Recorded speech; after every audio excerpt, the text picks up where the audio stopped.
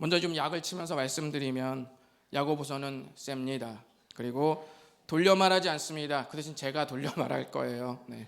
어쩌면 여러분의 상처를 후벼팔지도 모르겠습니다. 그러나 우리를 살릴 것입니다. 저는 예전에 우리 지환 형제님이 사고가 나서 오토바이 사고가 나서 한쪽 허벅지가 이렇게 바닥에 쭉 쓸리면서 사고가 났던 그런 이야기를 들은 적이 있었습니다. 제가 기억하기로는 그렇습니다. 그 당시 바닥에 허벅지가 쫙 이렇게 쓸리면서 슬라이딩을 했으니 어떻겠어요? 피부가 막 벗겨지고 흙 알갱이들이 막 박히지 않았겠습니까? 지환 형제의 말로는 자기가 허벅지 쓸린 부분이 판판해졌다고 저한테 그렇게 표현할 정도였습니다. 그런데 그 다친 다리를 간호사가 드레싱을 막 사정없이 하더라는 거예요. 막 사정없이. 예. 오늘 우리 간호사분 안 오셨네요. 우리 현지자매 그 간호사신데 그런 일을 하는지는 모르겠지만 사실 그런 거 어쩔 수 없는 거 아니겠습니까? 그렇죠? 상처가 있는 사람에게 어쩔 수 없는 것이죠. 아무리 그 작고 귀여운 우리 현지 자매라도 그 상황에 이르면 환자의 상처를 대충 닦아주고 끝내지는 않을 거잖아요, 그렇죠?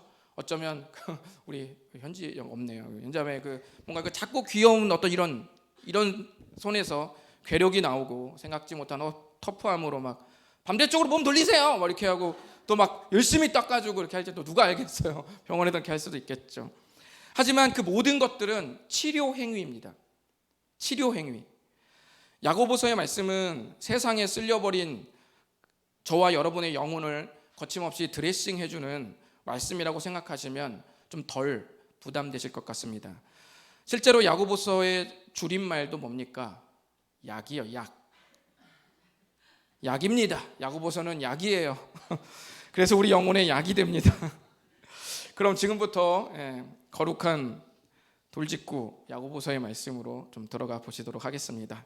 먼저 오늘은 원래 2절부터 11절까지의 말씀을 살펴볼 텐데 혹시 사전에 이 말씀을 읽어본 분들은 좀 아실 수도 있는데요.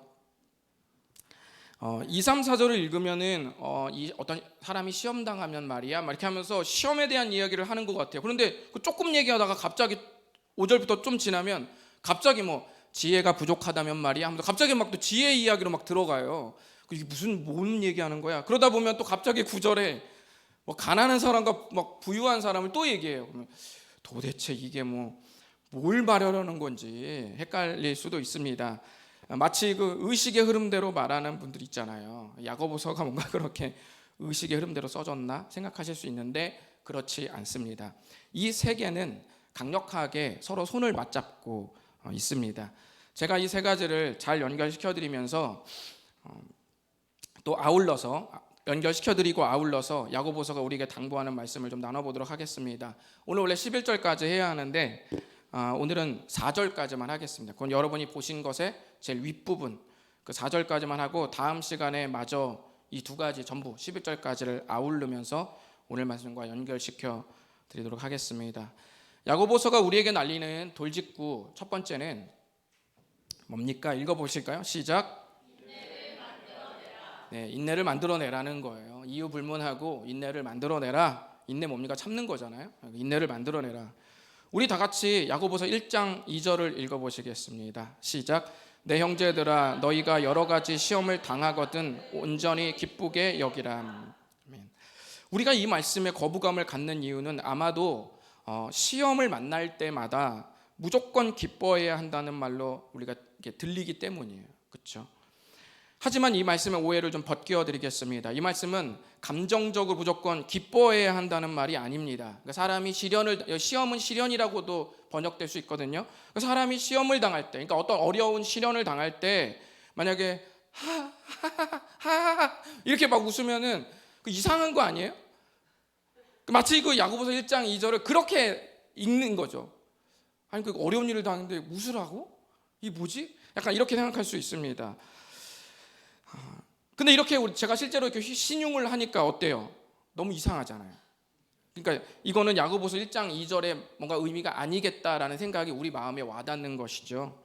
2절 끝부분을 여러분 자세히 보시면 기뻐하라고 그랬나요? 기쁘게 여기라, 기쁘다고 간주하라 이런 뜻입니다. 그러니까 기쁜 감정은 뭐예요? 웃기면 웃는 거지. 웃기다고 여기자고 생각해서 웃는 건 아니잖아요. 그러니까 이게 감정을 말하는 건 아니라는 것이죠. 그러므로 2절에 기쁘게 여기라는 말은 감정을 말함이 아니라 생각을 말하는 겁니다. 그러니까 꼭 아주 환희에 찬 기쁨의 일이다 이렇게 생각하기보다는 이것이 혹시 나에게 긍정이 되지 않는가, 나에게 어떤 약이 되지 않는가라고 한 번쯤은 생각을 하라는 거죠. 그게 여겨보라는 것입니다. 하나님을 깊이 신뢰하는 사고를 가지고 시험을 대하라는 말입니다. 이것을 어떤 학자는 주님 안에서 다르게 생각해 보라는 말로 이렇게 바꿔 설명하기도 했어요. 그러니까 보통은 시험을 당하면 짜증나는 거, 화나고 집어던지고 다 그만두고 이런 게 원래 우리의 자연스러운 반응이죠. 그걸 비난할 수는 없는 거죠. 그런데 오늘 말씀은 한 번쯤은 기쁘게 여기라 라고 말하는 거예요. 그러니까 그것을 긍정적인 어떤 의미가 될 수도 있지 않는가라고 다른 방식으로 하나님을 신뢰하는 마음 안에서 생각해 보라 그 뜻입니다. 이게 1장 2절의 말입니다. 보통 신앙생활 하다가 하나님과 멀어지는 것을 뭐라고 말해요? 시험 들었다고 표현합니다. 시험 들었다. 언제 시험 드냐면 잘 나가다가 교만해서 시험 들기도 하지만 대체로는 어때요? 잘 안 나가니까 하나님이 계신가 하고 시험 드는 겁니다. 그래서 시험은 방금 말씀드린 대로 시련으로도 표현이 됩니다. 번역이 됩니다. 그럴 때 대개는 뭐래요? 사람이 고난을 당하고 시련을 당하면 뭐랍니까? 아, 폭망했다. 아, 망했다. 끝났다. 빡쳤다. 등등 이렇게 해야 뭔가 우리 입술에다 그런 말들이 나와야 자연스러운 거잖아요. 그렇죠? 그런데 2절의 말씀은 하나님을 신뢰하는 마음을 갖고 다른 각도로 그 사안을 대해보라 이렇게 말씀하시는 것입니다. 야고보가 그렇게 말하는 이유는 믿음 안에서 일어나는 시련이 뭘 만들어요? 인내를 만든대요. 인내를 만든다. 사람이 시련을 당하면 두 종류로 바뀝니다. 더 독해지는 사람이 있고 더 단단해지는 사람이 있습니다. 제가 중고등부를 10년 넘게 하지 않았습니까? 제가 청년 때부터 한 것으로 치면 거의 20년 가까이 제가 그렇게 학생부를 했는데 그 학생부를 보면은 아이들을 보면은 그 어려운 가정에서 자라나는 아이들이 있어요. 한부모 가정이라든지 정말 소년 소녀 가정의 신분들은 정말 불우하게 교회를 다니는 아이들이 있습니다. 그런데 그렇게 다니는 아이들을 제가 보면 두 부류예요. 한 부류는 부모님의 사랑을 제대로 받지 못해서 완전 망나니처럼 행동하는 아이가 있습니다. 내가 이 세상을 저주할 거다. 내 이 세상을 부정할 거다. 행복한 것들은 내가 싸그리다 모조리 없앨 것이다. 이런 마음을 가지고 완전히 정말 사회의 부적응자로 마치 자처하듯이 막 망나니처럼 행동하는 그런 아이들이 있습니다. 가슴 아픈 현실이 있죠. 그런데 다 그러냐? 또 그렇지도 않아요. 엄청 성숙한 아이가 있습니다. 반대로 소년 소녀 가정 수준의 현실을 받아들이고 악착같이 교회를 나오고 주님을 신뢰하면서 그 상황을 현실을 뚫고 가는 아이들이 있습니다. 엄청 단단합니다. 야고보서는 보통 시험을 당하면 불안하고 낙심하고 극단으로 흘러가는 것이 통상적이긴 하지만 하나님을 신뢰하는 마음으로 그 사안을 다른 각도로 여겨볼 것을 말한 겁니다. 그러면 뭐가 생기냐면 인내가 생긴대요. 인내. 그러면서 아주 중요한 말씀을 하시는데요. 4절을 한번 읽어보시겠습니다. 4절 시작. 이는 너희로 온전하고 구비하여 조금도 부족함이 없게 하려 함이라. 아멘. 인내를 온전히 이루라고 합니다. 인내를 이루면 이루지 온전히 이루는 건 뭡니까? 그러니까 무슨 말이냐면 온전한 인내는 성숙한 인내를 말하는 거예요. 그러니까 인내도 뭐가 어떻다는 거예요? 성숙한 거. 성숙해진다는 거예요. 인내도 똑같은 하나 모양이 아니라 계속 인내가 만들어지면 계속해도 만들어지는 나중 인내는 점점 어떻다는 거예요? 성숙한 인내가 된다. 예를 들면 표현이 좀 그렇긴 하지만 인내라는 것을 우리가 레벨 1에서 10가지 종류의 인내가 있다고 하면 처음에는 레벨 1의 인내를 만들어내다가 이 사람이 점점 믿음 안에서 다른 각도로 사안을 바라보다 보면 레벨이 점점 올라가서 어디까지 올라가요? 10까지 찍는 인내를 만들어낸다는 거예요. 근데 그 10까지 찍어내는 인내를 1장 4절에서는 온전히 이루는 인내라고 말했어요. 바꿔 말하면 온전한 인내, 그것이 바로 레벨 10을 찍는 인내입니다. 인내도 성숙해진다는 말이에요. 우리 주변에는 잘 참는 사람이 많습니다. 제가 우리 교회 보니까 우리 교회는 두 부류입니다. 잘 참는 분이 있고 또 그렇습니다. 근데 우리 교회는 우리 주변에 참 잘 참아요. 근데 어떤 사람은 성향상 잘 참는 사람이 있습니다. 원래 다혈질이 아니기 때문에 웬만한 자극에는 좀처럼 분노하지 않는 것이죠. 성향상 잘 참는 사람이 있습니다. 또 어떤 사람은 참으면 득이 되니까 이득을 위해서 참는 사람이 있어요. 내가 원래 참는 성격은 아닌데 이거 참으면 나에게 떨어지는 게 있으니까, 내게 이득이 있으니까 그거 내가 참는 거죠. 그리고 어떤 분들은 불편한 관계가 싫어서 참는 사람이 있습니다. 저 같은 평화주의자죠. 뭔가 그런 말 하면 불편해져. 그게 참는 거죠. 그리고 또 어떤 사람은 이면을 보고 참는 사람이 있어요. 이게 뭐예요? 다른 일이 있었겠지. 나를 보고 막 갑자기 막 씩씩거리고 나한테 말을 막 거는데 나 만나기 전에 무슨 일이 있었겠지? 이렇게 이면, 보이지 않는 면, 이면을 보면서 저 사람이 어릴 때 성장할 때 어떤 일이 있었나? 라고 생각하면서 이면을 보면서 또 참아내는 분들이 있습니다. 어떻게 보면은 참는다는 것 자체는 일단은 좋다고 볼 수 있습니다. 이렇게 참는 것은 좋지만 좀 더 무르익은 성숙한 인내가 하나 더 있다고 야고보서는 말씀하시는 겁니다. 우리는 오래전 나누었던 베드로전서의 말씀에서 온전한 인내의 힌트를 하나 얻을 수가 있습니다. 베드로전서 2장 19절은 부당하게 고난을 받아도 하나님을 생각함으로 슬픔을 참으면 이는 아름답다. 이 아름답다라는 건 예배로도 볼 수 있어요. 일어난 일들을 어떤 거예요? 하나님 안에, 신뢰 안에서 막 이리 끼워보고 저리 끼워보고 하는 거예요. 왜냐하면 당장 당하면 너무 힘들잖아요. 그러니까 이리 끼워보기도 하고 저리 끼워보기도 하고 막 생각해 보는 겁니다. 그리고 자신도 하나님 앞에서 상당히 불의했었던 사람이었음을 또 추억해 보는 겁니다. 생각해 보는 거예요.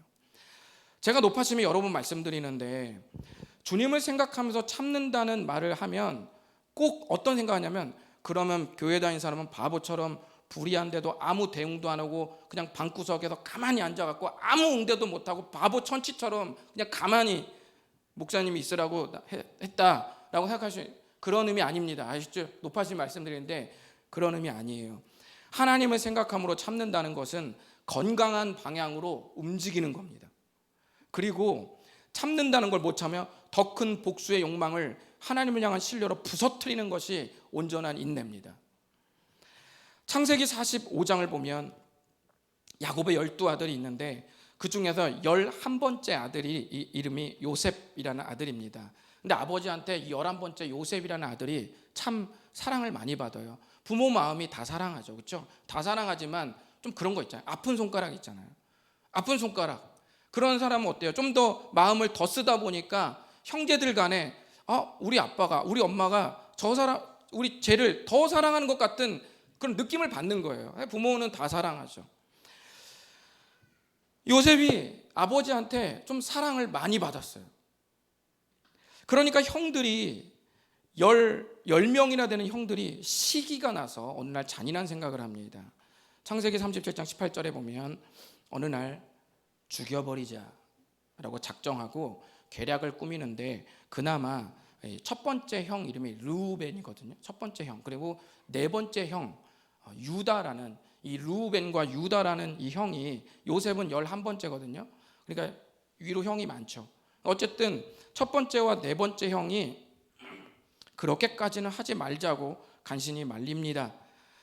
그래서 동생 요셉을 애굽 즉 이집트의 노예로 팔려가도록 그냥 이렇게 놔두는 것으로 일단락을 짓죠. 근데 사실 그것도 비참한 거죠. 세월이 지나서 요셉은 죽을 고비를 여러 번 넘기고 이집트에서 아주 유력한 관료가 됩니다. 왕 다음으로 신뢰받는 엄청난 관료가 되죠. 그리고 어느 날 이 형님들을 이집트에서 제회합니다. 형님들이 살던 곳에서 왜 이집트까지 오게 됐냐면 2년째 그 인근 지방이 2년째 살인적 흉년이 들면서 고대 시대에는 뭐 GS 이런 거 없잖아요. 편의점 이런 거 없기 때문에 그 농사가 흉년이 되잖아요. 자연 기후가 완전 흉년되면, 근데 그것이 한 번이 아니라 몇 년째 계속되면 그것은 목숨이 위태로운 지경에 흉년이 되는 거예요. 근데 그 인근 지역이 2년째 굉장히 살인적 흉년이, 앞으로도 5년 더 흉년이 될 건데 엄청나게 이 위기를 겪었기 때문에 이 생존을 위해서 형님들이 이집트까지 오게 된 거예요. 이집트에 식량이 있다라는 소문을 듣고 온 겁니다. 원조 받으러 온 거죠. 그런데 여기서 자기네들이 오래전 죽이려고 했던 그 동생 요셉을 만날 줄은 꿈에도 생각을 못했던 거예요. 동생 요셉이 형들의 생명을 좌지우지할 높은 관료가 되어 있을 거라고는 더더욱 생각할 수 없었습니다. 어때요? 이제 제외했습니다. 칼자루는 이제는 형들에게서 요셉에게로 왔습니다. 더 큰 복수를 할 수 있는 최적의 기회가 열렸습니다. 요셉은 형님들을 죽이고 싶겠죠? 형들 때문에 얼마나 그 세월이 힘들었는지 모릅니다. 반대로 형님들은 어때요? 온몸을 사시나무 떨듯이 막 두려움에 사로잡혀 있는 겁니다. 그때 요셉이 입을 엽니다. 형님들이 저를 노예로 팔았다고 더 이상 두려워하지 마세요. 하나님께서 우리 가족의 생명을 지키시려고 저를 형님들보다 먼저 이곳에 보내신 것입니다. 그리고 형들 앞에서 힘겨웠던 세월 동안 가슴에 간직하고 있던 신앙 고백 한 가지를 형님들에게 다시 한번 말합니다. 우리 창세기 45장 8절의 일부를 한번 읽어보시겠습니다. 시작.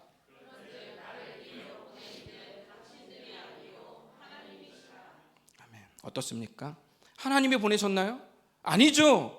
형들이 보냈죠. 아니, 형들이 쫓아냈죠. 죽이려고 했다가 그냥 비참하게 그냥 버려버린 것이죠. 좋은 일이었나요? 무슨 말입니까? 끔찍한 잔혹사죠. 천륜을 저버린, 정말 있어서는 안 되는 저주스러운 일을 겪었습니다. 가장 보호받아야 할 가족으로부터 버림받고 죽음에 내몰렸습니다. 뭐가 하나님이 보내셨습니까? 이 생애가 도대체 요셉이 겪은 이 인생이 뭐가 그렇게 좋다고 멋스럽게 이렇게 고백할 거리가 이게 생애가 됩니까? 승진하고 연봉 오르고 로맨틱하게 결혼하고 때깔 좋아서도 두 돈 높이 들면서 저를 이 자리까지 오르게 하신 분은 여호와 하나님이십니다. 이렇게 고백해야 그 간지가 나지 않겠습니까?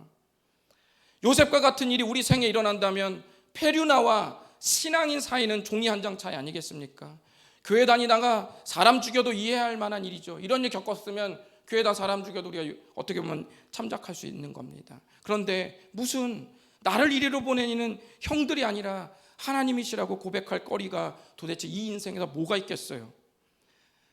하지만 우리가 어찌 요셉의 영혼 깊숙이 들어가서 그 모든 세월의 고뇌와 아픔, 고통과 씨름하며 주님으로부터 얻어진 결론을 그 누가 함부로 헤아릴 수 있겠습니까? 누가 요셉 앞에서 그러니까 믿는 사람은 뭐 고난에 그래도 감사해야 된다 그런 말 아니냐 이렇게 빈정대면서 누가 감히 요셉 앞에서 그런 말을 떠들 수 있겠습니까? 요셉이 온몸으로 지켜온 신앙은 한 줄로 된 율법이 아니라 그야말로 극심한 인생과 주님이 한 대 뒤엉켜서 싸워온 결론이었습니다. 나를 이리로 보낸 이는 당신들이 아니요 하나님이시라. 이 한 고백이 한 시간에 나왔습니까?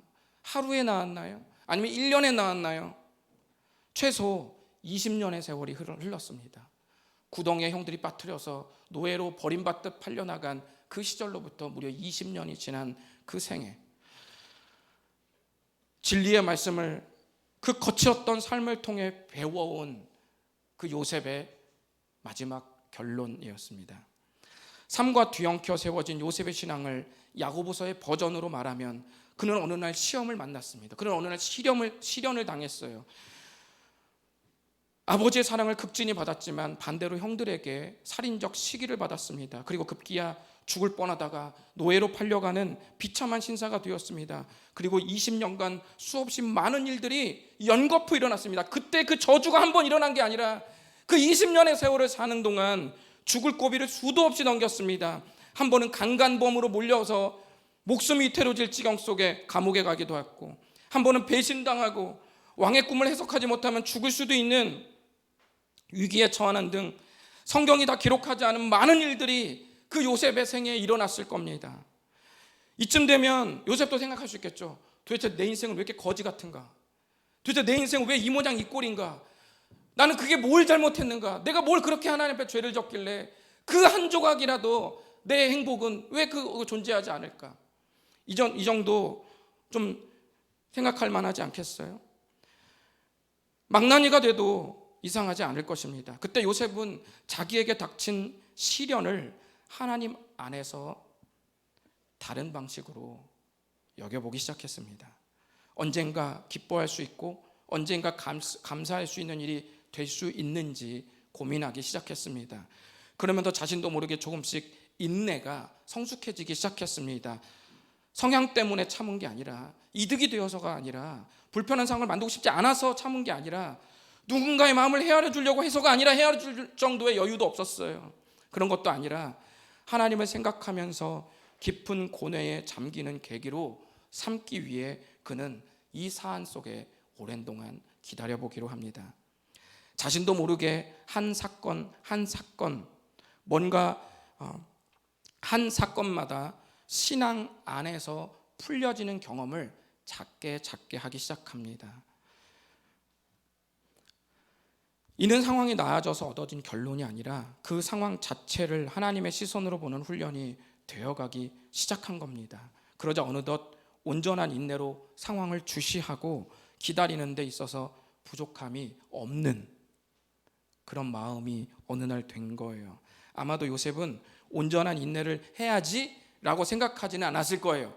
처음부터 나 온전한 인내 갖고 살아야지 라고 그렇게 간단하게 생각하면서 이 위기를, 고난을 겪은 건 아닐 겁니다. 최초의 생각은 어떻겠어요? 하나님께 대들었을 수 있죠. 젊은 시절 형들에 팔려갈 때 왜 그래요 주님? 항변했을 수 있습니다. 이거 왜 이러죠? 제가 뭘 잘못했나요? 하지만 끝까지 그는 떠나지 않고, 주님 곁을 떠나지 않고 계속 묻고 계속 대답을 기다리고 기도하면서 어느덧 20년간 하나님과 축적된 관계를 쌓게 되었을 것입니다. 그때 형들을 만나자 요셉이 고백합니다. 나를 이리로 보낸 이는 형들이 아니에요, 하나님이십니다. 이 결론은 아마도 그 순간 돌발적으로 나온 것이 아니라 20년 동안 곱씹은 영적 씨름의 주제였을 것입니다. 나에게 왜 이런 일이 일어나는가 라는 이 한 가지 주제를 가지고 오랜 동안 주님과 씨름하며 싸워온 결과였을 것입니다. 이런 긴 과정과 결론을 짧게 압축하면 야고보서 2장 2절, 3절, 4절이 됩니다. 그러니 야고보서의 돌직구를 너무 냉랭하게 듣거나 차갑게 듣지는 말아주시기 바랍니다. 모든 분에게 이 시간 말씀드리지만 집사 임직 예배였으니 특별히 제가 7분의 집사님들에게 좀 말씀드리겠습니다. 물론 모든 분들에게도 해당되지만 특별히 7분에게 말씀드린다는 거예요. 우리나라에는 수많은 집사님이 있습니다. 교회를 오래 다닌 분들은 아실 거예요. 우리나라는 체면 문화이기 때문에 교회를 몇 년 정도 다니면 하나님과의 관계가 없어도, 신앙이 그렇게 깊지 않아도 상황상 줘야 되는 경우가 있습니다. 그리고 예수님께서 나의 죄를 대신에 십자가에 죽으신 회심의 믿음이 없어도 집사의 직책이 주어지는 경우가 있습니다. 물론 저도 실수할 수 있겠죠. 믿음이 없는데 믿음이 있는 줄 제가 착각해서 집사 임명을 할 수도 있을 것입니다. 그런데 그렇게 우리나라에서 실수로 교회에서 임명한 집사님들로 인해 하나님께서 주신 그 존귀한 봉사직, 집사라는 직책이 땅바닥에 떨어져 버렸습니다. 그래서 비그리스도인들은 집사를 잡사라고 말합니다. 아니면 교회 다니지 말고 집이란 사라고 빈정됩니다. 사랑하는 7분의 집사님들이 바닥으로 떨어진 이 고귀한 집사의 직책을 원 위치로 올려놓아 주시기를 부탁드립니다. 마가복음 10장 45절에 예수 그리스도께서 내가 온 것은 섬김을 받으려 함이 아니라 도리어 섬기려 하고 자기 목숨을 많은 사람의 대속물로 주려 함이라고 말씀하셨습니다. 섬김은 예수님을 닮아가는 가장 기본적인 자세입니다. 섬김은 섬기겠다고 작정한 순간부터 전쟁이 시작되게 만드는 거예요. 가장 그리스도인다운 자세이기 때문에 사람이 가장 그리스도인다운 자세를 취하게 될 때 가장 그리스도인답게 맞이하는 그런 역풍 같은 것들이 있습니다. 어둠의 세력들이 섬기고 싶지 않은 마음을 불러일으키고 한결같이 섬기지 못하도록 입 빠지듯이 섬기도록 만듭니다. 분노 유발자로 만들어버리고요, 아무리 섬겨도 뭐 열매 없지 않냐면서 여러분의 마음을 막 들고 흔들 겁니다. 요동하게 만들 겁니다. 열심히 교회 공동체를 섬기고 이웃들에게 사랑을 실천하는데도 시련이 닥치자 신앙이 이제는 본질이 아니라, 내 생명이 아니라 액세서리로 둔갑할 위기도 찾아올 것입니다. 그럴 때 여러분, 요셉의 생애를 기억하십시오. 그리고 야고보서의 말씀을 기억하십시오. 새로운 도전을 감행하시고 악에게 지지 말고 선으로 악을 이기십시오. 하나님 살아계시고 온 땅의 주인 되시는 그 분이 두 눈을 부릅뜨고 여러분의 생애를 지켜보고 계십니다. 힘을 내십시오. 그리고 마음을 불태우십시오. 인생을 아끼려고 하지 마시고 고귀한 진리의 말씀 앞에 전부 쏟아부으십시오. 그 보비한 그 여인이 옥합을 깨뜨려서 자기의 전부를 그리스도 앞에 쏟아부었던 그 향유의 옥합처럼 여러분의 인생이 그 향유처럼 그리스도 앞에 온전히 다 쏟아부어지기를 간절히 바랍니다. 목숨보다 못한 것에 인생을 올인하고 빼앗기지 마시고 목숨보다 더 가치 있는 것에 인생을 거십시오. 아끼다가 녹슬어 없어지는 인생이 아니라 거룩한 목적을 위해 완전히 양초처럼 닳아 없어지는 인생이 되시기를 진심으로 바랍니다. 우리 마지막으로 제가 미리 밴드로 보내드린 말씀 앞에서라는 찬양을 함께 부르면서 하나님의 말씀에 두려워 떨고 하나님의 말씀에 인생을 걸고 그 말씀에 순종하기로 결단하고 헌신하는 시간으로 말씀을 마치도록 하겠습니다.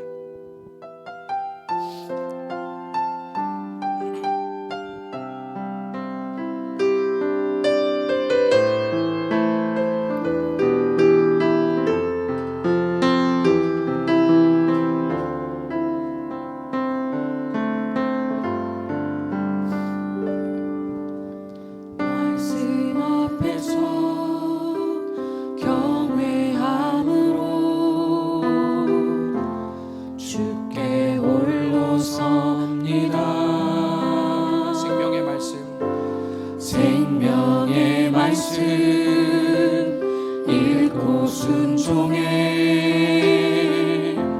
주를 예배합니다. 기록된 말씀 힘이 있어서 진리로 우리 거룩해 하며 거룩한 말씀 세세 영원히 복음이 되어 말씀하시네. 하나님 말씀에 두려워 떠는 자, 그 말씀에 생명을 거는 자, 한 사람 찾으시는 주님의 약속을 믿어.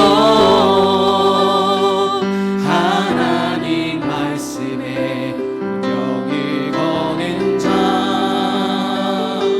순종하며 주 따라가는 자, 영원한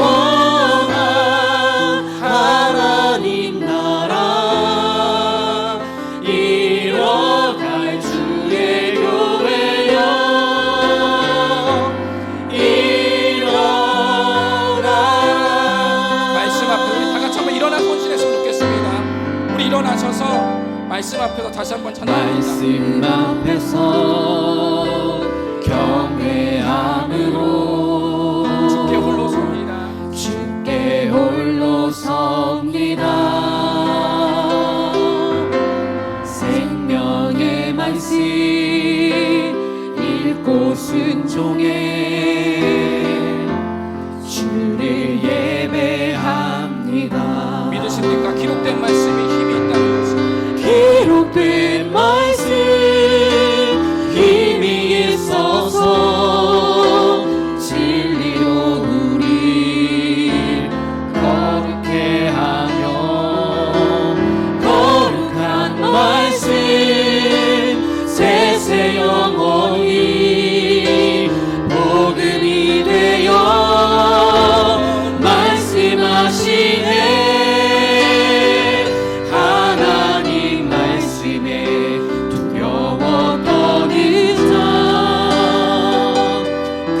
말씀에 생명을 거는 자 한 사람 찾으시는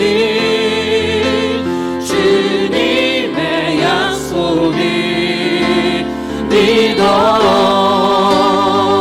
하나님 말씀에 운명을 거는 자 순종하며 주 따라가는 자 영원한 하나님 나라 이뤄갈 주의 교회여 일어나라 주 말씀을 우리의 구원에 이르는 지혜이 목숨과 내 뜻 다해 그 말씀에 복종하라 하나님 말씀에 두려워 떠는 정말 주의 말씀에 두려워 떠십니까? 그 말씀에 생명을 거는 자 한 사람 찾으시는 주님의 약속을 믿어 하나님 말씀에 운명을 겁니다. 하나님 말씀에 운명을 거는 자 순종하며 주 따라가는 자 영원한 하나님 나라 이뤄갈 주의 교회여 일어나라 우리 이 시간 선체로 서 있는 상태에서 두 손을 모으고 가슴에 손을 대 이 시간 기도하며 나아갑니다. 이 세대에도 이 시대에도 정말 거룩한 주의 말씀을 두려워 떠는 자가 있을까요? 하나님의 말씀이 땅바닥에 떨어지고 그리스도인의 존귀한 그 칭호와 이름이 집사라는 그 존귀한 봉사의 직책이 어느덧 잡사가 돼버리고 그리스도인은 정말 제일 속이고 제일 상대하기 힘든 사람이 되어버리고 기독교는 개독교가 되어버린 이 처참하게 무너진 현실 앞에 누가 하나님의 말씀의 권위를 무너뜨렸습니까? 주님이 무너뜨린 게 아니라 내가 무너뜨린 겁니다. 우리가 무너뜨렸습니다. 주님, 오늘 이 시간 주 앞에 결단합니다. 하나님의 말씀 앞에 두려워 떨겠습니다. 하나님의 말씀에 운명을 걸며 주 앞에 나가겠습니다. 땅바닥에 떨어진 존귀한 예수 그리스도의 이름을 영광의 자리에 다시 올려놓으며 하나님께서 진정한 말씀이 말씀되시도록 모든 사람에게 하나님이 하나님 되시도록 온 땅의 주인의 영원한 창조의 주가 주님이 되시도록 주님, 내가 그런 삶에 헌신하며 나아가겠습니다. 이 시간 기도하시면서 주 앞에 헌신하시겠습니다. 주님,